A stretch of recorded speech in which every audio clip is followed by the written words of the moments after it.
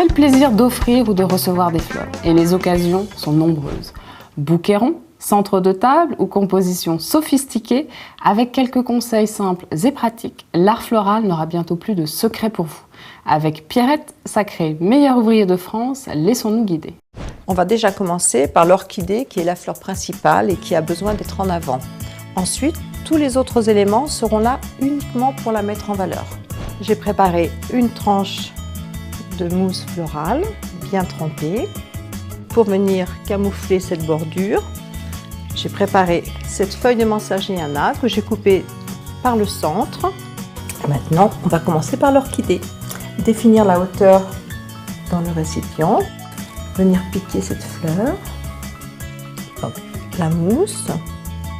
Je prends quelques boules de boulesterie. À nouveau, un morceau de mousse boule. La fleur de curcuma que je vais placer le plus bas possible dans le récipient. Je nettoie un peu la base pour pouvoir la mettre le plus profondément possible dans la mousse. Maintenant, je vais passer aux feuilles de galax pour leur couleur légèrement pourpre. Afin d'équilibrer l'ensemble, je vais travailler les prêles. Et on va venir les mettre très en parallèle avec l'orchidée.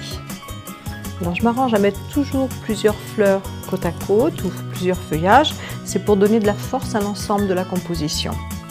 Donc, ma structure principale est en place. Maintenant, pour lier tous ces groupes ensemble, je vais me servir d'un style grasse. C'est un petit feuillage très linéaire que l'on peut briser pour rejoindre tous mes groupes entre eux.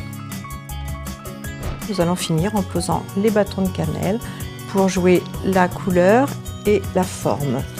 Et on a donc une composition parallèle, graphique, moderne et intéressante en couleur.